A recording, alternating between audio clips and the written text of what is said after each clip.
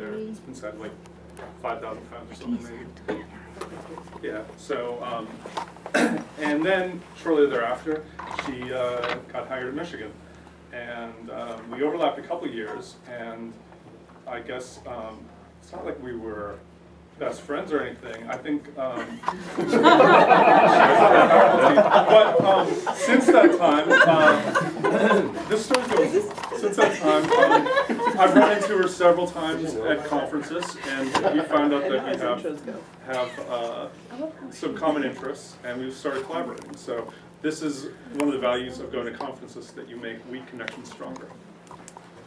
That was nice end. Nice end. So her research is on really broad. On she runs the Applied and Basic Cognition Lab. That's great.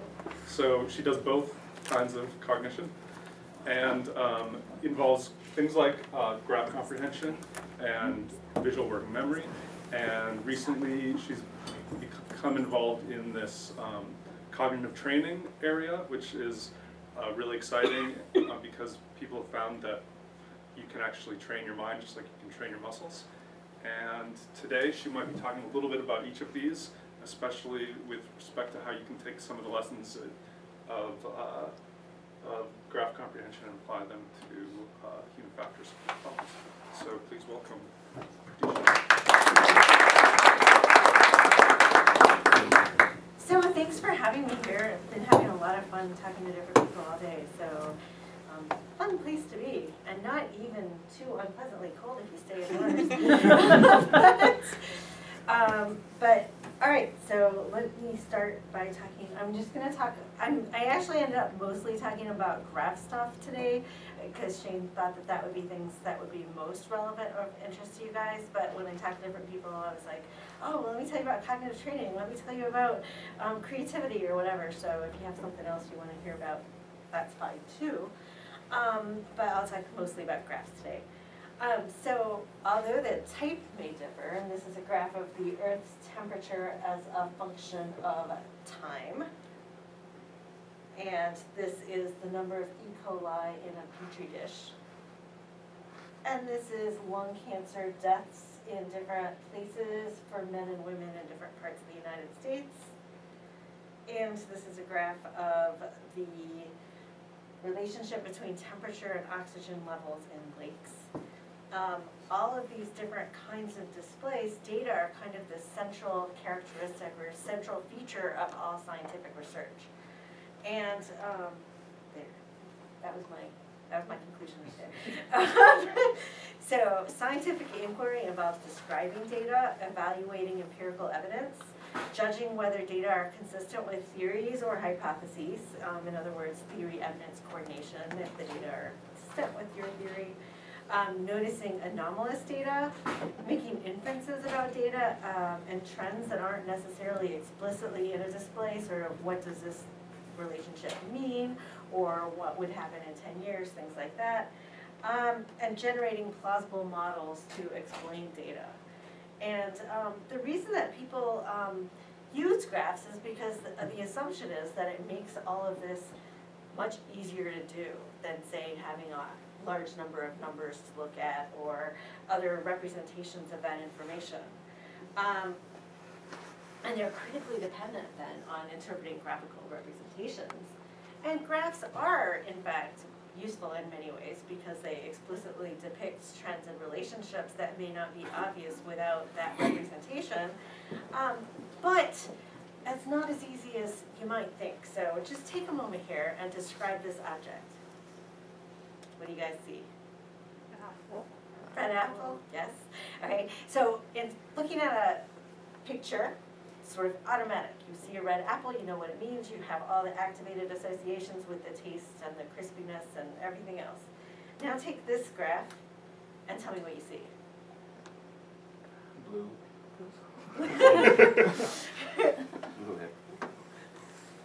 So the point here, really, without having to actually describe this graph, is that the interpretation of graphs is not at all like picture, object, scene recognition. It is a lot more of a complex task. It's difficult and error prone. There's lots of common errors that people make when they interpret data. It takes about 30 seconds to a minute to form a basic interpretation of a graph, which is more like the time that it takes to, say, read a paragraph of text than the time it is to recognize a visual display or picture. People tend to get only part of the message in the graph, so when you were looking at that complex display earlier, you might have noticed that there were differences between men and women, but maybe you didn't notice that there was a trend across time. Or maybe you might have noticed that there's an interaction such that women were getting more cases of lung cancer and men were getting less over time, things like that. So graphic comprehension is a skill then that must be learned requires some specialized processing, some specialized knowledge, and extensive practice as opposed to something that's natural and automatic for people.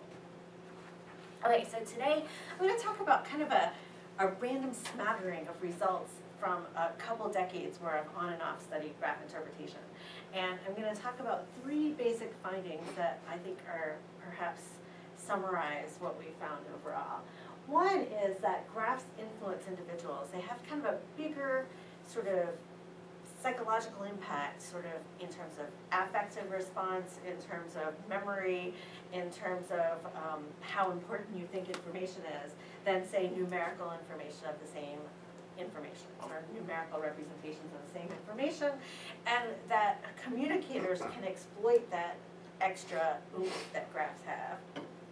Second, format influences data interpretation, sort of whether you choose blue lines versus red lines, whether you use dotted versus solid, whether you label the lines on the graph or not. All of those bottom-up characteristics of a display have an impact on what people get out of a graph, but that bottom-up effect interacts with the task of the viewer as well as various individual characteristics of the graph viewer. And now I'm looking around at all of you who are politely looking at me. That's good. But you can feel free to interrupt or ask questions or anything like that, so don't have to talk straight through here. And then 3, and this is kind of an intriguing idea that we've been playing with for a while, which is this idea that sometimes what people have argued are the best practices for graph interpretation or graph representation are actually maybe harmful for viewers, and that at least sometimes making it harder for people gets them to remember the information and learn it and understand it better. And I'm going to show you some examples of where I think that might be. So typically in making decisions, people are highly influenced by anecdotes that they hear. So this is a study by Angie Fagerlund and her colleagues. She's in medical decision making at Michigan. If you hear several anecdotes supporting one treatment option compared to another, they're more likely to pick that treatment option. So in this case, if I tell them about balloon angioplasty as a cure for angina, which is heart pain, I actually had to look that up back months after when I found the study. I did not know that. So she found that she either gave people statistically representative anecdotes, which is that 2 out of 4 people are cured of angina when they have balloon angioplasty, and 2 out of 4 therefore are not cured of angina, and or non-statistically representative anecdotes where only 1 person is cured of angina and 3 are not in the example anecdotes. She wanted to see how the anecdotal information would influence people's decisions or judgments about whether they thought that they should get balloon angioplasty. And what she found was that if you give people the anecdotes that are statistically representative, so this is the graph, or numbers, 50 out of 100, that they're highly influenced by the anecdotes, unless you see the information in a graph as well. So this is where you get 50 out of 100 in numbers.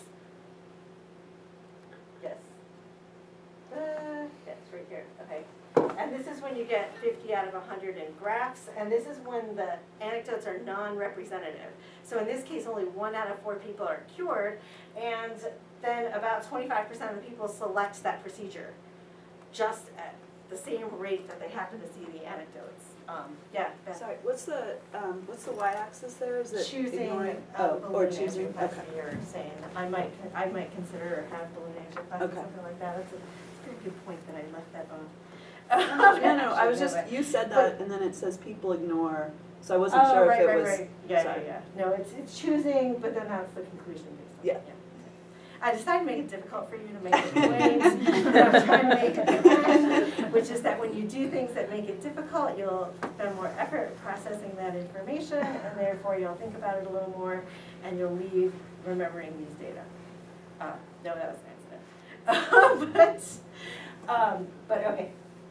When they get statistically representative anecdotes, they make the same decision regardless of whether they get the data in a graph or in numbers, but when they get non-representative anecdotes, they're not as influenced by the anecdotes when they see the data in the graph. So you might think of the graph as sort of an inoculator of the over-influence of anecdotal information. Okay? In another study, and this one's in a collaboration with Hannah Chwat and Frank Gates, we asked people to decide what they do, whether they would pay a certain amount of money for toothpaste, depending on the risk for tooth decay. So you've got normal toothpaste and new and improved toothpaste. How much more would you pay for new and improved toothpaste if you see the risk for the old versus new toothpaste in a graph? So here, there's a 30 out of 5,000 chance of getting tooth decay with toothpaste A, and only a 15 out of 5,000 chance for using toothpaste B. And then they get the same thing in numerical information.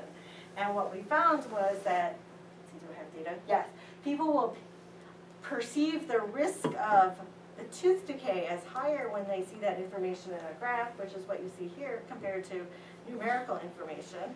And they'll also actually pay more money to buy toothpaste that's better in the case where they saw the risk information in a graph. Okay, and then more recently, my colleagues in the School of Information and I have done some studies in which we're trying to understand why people believe data like getting childhood vaccines causes autism, and whether we could sort of inoculate people from that kind of belief. We gave people either a scatter plot of data and this textual description, or just the text. And in the text, it basically says, in a study that included 1,000 samples, scientists found that the percentage of people who received all childhood vaccinations in the sample was positively related to the percentage of people diagnosed with autism in the sample. And then they either got the graph, which showed that data, or they didn't. And in which case do you think they're more likely to believe that vaccines cause autism? Yeah. So 35% of the people think that this is a high number, by the way, kind of disturbingly high numbers that we have here. 35% of the people, when they read this text, think that this is evidence that vaccines cause autism, and 25% in the graph case. And the reason that we think that the graph, and this is across several different studies with several different kinds of examples, and what we think is going on is that when you see a graph of the data, you're seeing something that looks noisy and complicated, and you're like, oh, well, that doesn't seem like a very solid relationship, is what people will say. But if you just tell them that there's a correlation, or give them a numerical value even of that correlation, they believe it, and they don't know what that numerical value really means in terms of the data. So, in other words, what I'm trying to argue here is that graphs influence individuals more even than numbers, although we find that even numbers are more influential than just, say, facts, like there's more risk of toothpaste here than there, and can be used to exploit scientific reasoning. And presenting information graphically rather than in numbers makes people pay more attention to data and reduces reasoning biases such as over-reliance on anecdotal information or too much causal reasoning, right? Overly causal. All right, so now I'm going to go on to format, which is kind of where the bulk of the work is, and that's a lot of information. So I'm just going to show you quickly what happens when people are interpreting graphs and visual displays. This is a display of display comprehension by Kriz and Hegarty.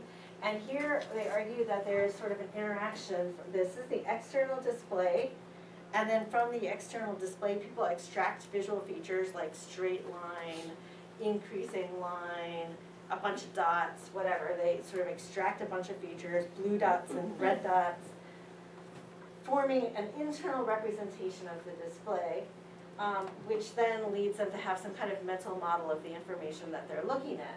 But simultaneously, so it's not just a bottom-up process where the external features are driving that internal mental model, but also that people's knowledge, their knowledge about things like graphical literacy, their knowledge about the content, like do they know something about vaccines and autism, all of that stuff has a top-down influence at the same time on display comprehension. But what we're interested right now at the moment is these visual features. What are these visual features that matter, and how do they influence display comprehension? And so this is one of my favorite little clever studies. It's by Jeff Sachs and Barbara Tversky. And they studied, I'm laughing at my slide notes because it's 1999, and apparently I used this slide when it was in press. but anyways, that's pretty fun, right? All right, so they study people's interpretations of bar and line graphs, and these are Stanford undergraduates. And what they found, surprisingly, I think, was that format had a big influence. And when they saw a line graph, even when there were discrete things like men versus women, people would say something like, as people become more female, they grow shorter. So the actual visual representation of the display has a big impact on people's interpretations of the information. So in another study, we wanted to see how that kind of bias in terms of line versus bar graphs would affect people's interpretations of educational content. So if you look at this, this is this is an actual graph from a textbook, a social science textbook. And in it, we had the population, the number of people who lived in urban areas in the South, rural areas in the South, urban areas in the North, and rural areas in the North. And if people look at that graph, what do you think they say?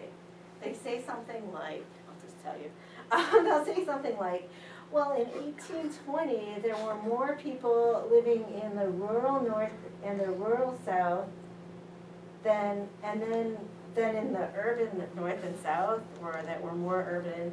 Then in 1840, there was slightly more people in the rural South than the urban South.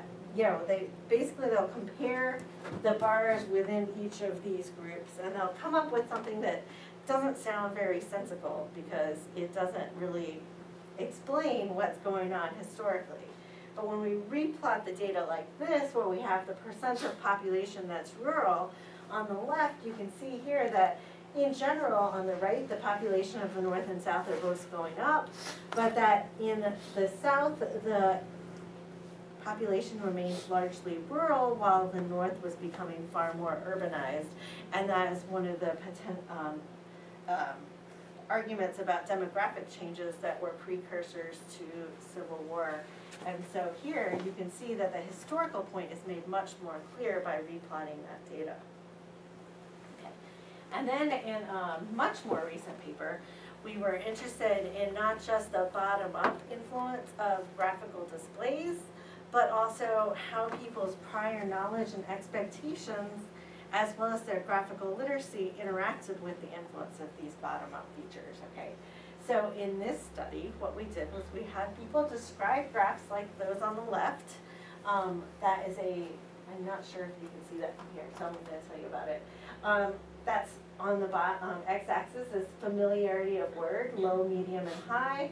And then these are low reading skill, medium reading skill, and high reading skill individuals. And then the y-axis is read aloud time. So basically, looking at the bottom graph, you can see here that as words become more familiar, people read them faster. And as people with higher reading skill read words faster than people with lower reading skill. So those are data that might be familiar to people that know some cognitive psychology, right? So, so we divided people based on their graph reading skills, so high graph skilled versus low graph skilled individuals. And we had graphs that depicted familiar content like this, which was consistent with your expectations, like you would be you would expect that more skilled readers would read faster, and that more familiar words would be read more quickly than less familiar words. So we had familiar content, and then we had unfamiliar content for which a separate group of participants said that they had no prior expectations. And then we had one with just A's, B's, and C's, so you couldn't have had any expectations. And we compared how the format interacted with that prior knowledge. And I'm just going to show you one bit of data from that study so you can see what, how these factors play a role. This is people's interpretations of a main effect. So what we find in general is that people are pretty superficial. They just describe the shape of the lines. For example, in that graph on the bottom, they'll say the low reading line is steep, and then the medium reading line goes down, and it's about the same amount of steep, and then the bottom line is flat, right? Something like that. But they don't necessarily interpret that in terms of an interaction. They just sort of describe the visual features literally. And they don't at all make inferences about the main effects, like the fact that as reading skill goes up, people read faster. And so here, we're just looking at that inference of the main effect. And what we find is, okay, this is familiar data and unfamiliar data. Familiar, unfamiliar. The dark bars are the high-skilled individuals, and then the bar graph is on the left, and the line graph is on the right.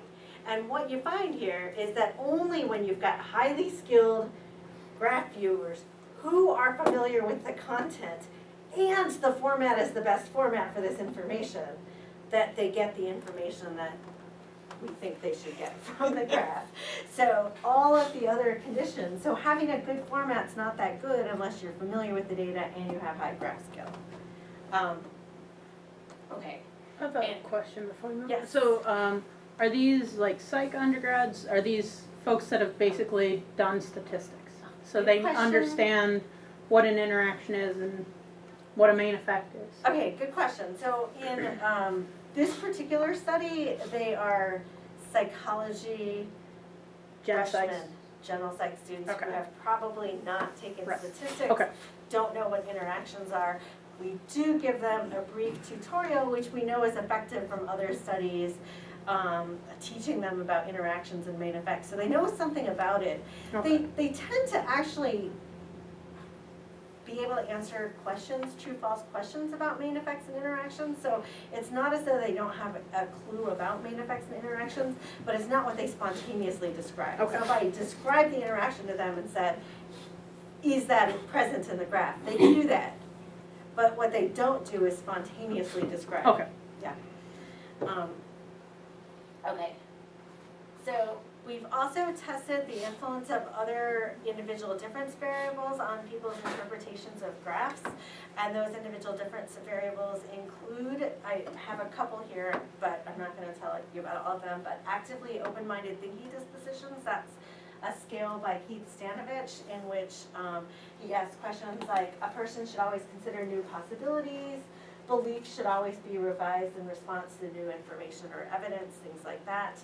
And what we find is that when people have prior beliefs about data, they tend to describe those prior beliefs as opposed to what's in the graph that they saw. And that people who are more open-minded are more likely to actually describe what they see in the graph as opposed to what they think they ought to see. Okay.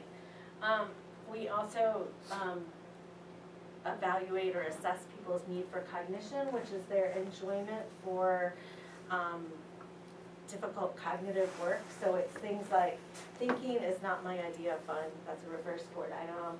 I prefer complex to simple problems. I try to anticipate and avoid situations where there is a likely chance that I have to think in depth about something.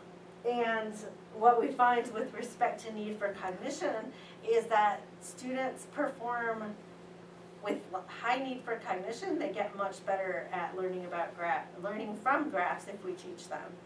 And students with low need for cognition don't show any improvement at all.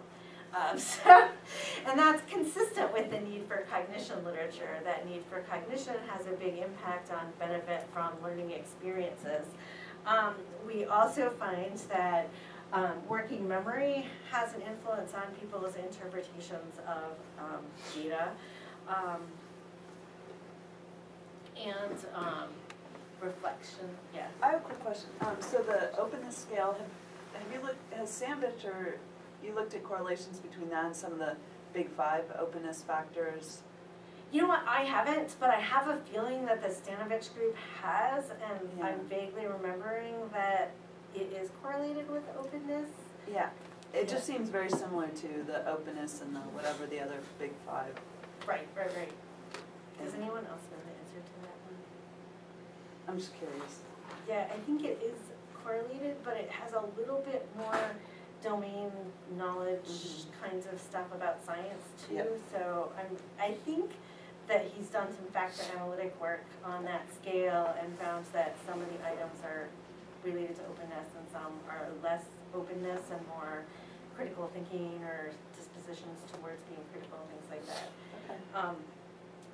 Okay, so basically, what people get out of a graph is partially based on the bottom-up perceptual input that they get, but that there's also an influence of things like people's dispositions towards looking at data and whether they're gonna put the effort in to understand a complex relationship, their dispositions in terms of believing things that maybe are different from their preconceptions. So dispositions is a huge influence on data interpretation.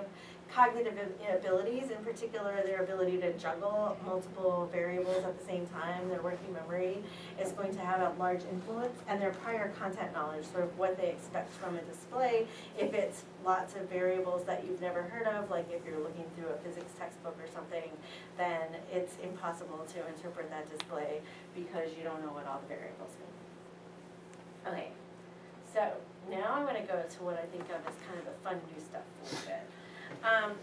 So sometimes increasing cognitive demands can benefit comprehension is going to be my claim here.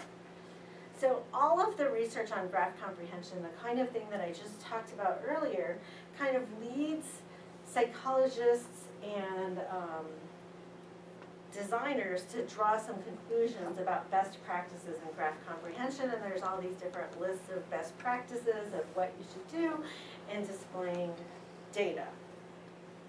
And some of these are pretty sensible, actually, and they include things like maximize discriminability. If you're going to compare two things against each other, you don't want them both to be slightly different shades of orange, right? You want to make them discriminable so that you can notice the differences between them. You want to avoid gratuitous information that adds cognitive load that doesn't convey information. Okay, so like a gratuitous 3D is an example of that. You want to label values directly so that people don't have to look for the variable names and associate them and keep track, because that's highly working memory demanding, and in fact we find that that is the majority or bulk of time that people spend on graph interpretation, is looking at those labels and axes and things like that. And so the more they know, they're familiar with the kind of graph that you're giving them and so forth, the easier it is to interpret the graph because they don't have to look at all those labels. Okay? So all of these, okay, and then another recommendation is often to animate data to free cognitive capacity. So if you want people to be able to see it from multiple perspectives, say you've got 3 variable data, something like that, then providing some kind of animated information would reduce cognitive load. But all of these principles and others are kind of designed around this idea that you want to minimize extraneous cognitive load, and you want to maximize cognitive efficiency and sort of rely as much on perceptual processes as possible and rely as little as possible on difficult, error-prone, cognitively taxing, cognitively expensive processes, right? So that's basically what the general conclusion is. And so if you take those guidelines seriously, you might say that this graph is a much better visual display than this graph. So what's wrong with the graph on the left? First of all, in this case, very nicely mapped blue household debt is blue, it's labeled right there, there's an arrow pointing to it. Here you've got federal debt, household debt. Up here you have to kind of look down and see which one is which.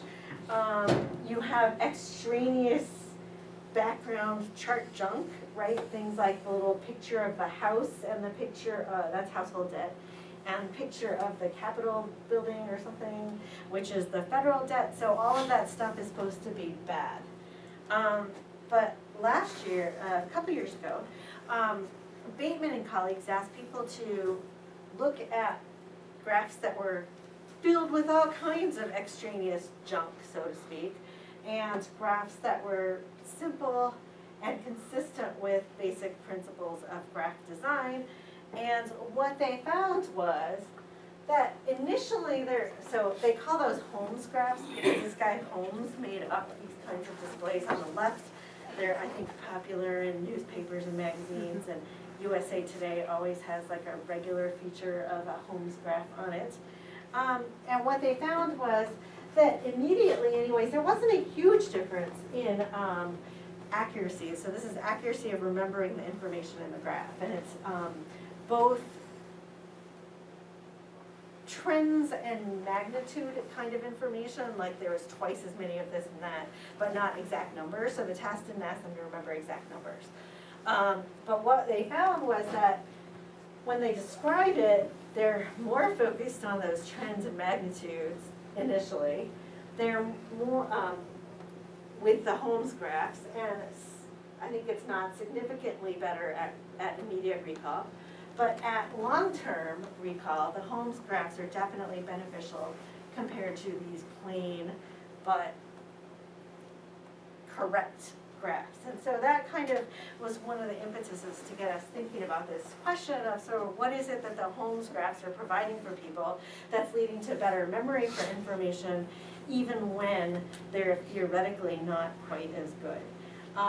Okay, and another thing that kind of inspired us is a set of studies that we did. It all started with the fact that I got a paper review, and in this paper review, I used a legend instead of labeling my lines, and it wasn't even a paper on graph interpretation. But some reviewer, smart alecky reviewer, was like, you study graph interpretation, you should know better than to use a legend than a label. And I personally thought that in that case the legend was much better than the label, but it was all intuition, right? Like, it just seems like people are going to do better with a label in that case. And so I decided to do a series of studies on legends versus labels because I was that annoyed. That What did you do for that paper? Did you change the graph? I changed it. Of course I did. I did what they wanted. And I think APA guidelines have now gotten rid of that because I happen to know the person who was revising the APA guidelines, and I made them get rid of that recommendation. That's how annoyed I was. So we asked people to describe and answer questions about line graphs that depicted multivariate data. And in our first study, we replicated something that had been found in the past and was the basis of these guidelines, which is that people are faster when you get labels than legends. So in the first study, all we did was measure reaction time to answer questions about data in graphs, and they were either labeled or had legends. In the second study, though, we asked people for memory for that information. So same exact questions, but this time they answer them from memory, and then they get a surprise memory task where we say, was this the same graph that you saw earlier? And then in the third study, we had them just describe the data in the graph to see how having a label versus a legend changed the interpretation process. And I'm going to show you the graphs, and then I'm going to tell you what the results were. All right, so this was our 4 conditions.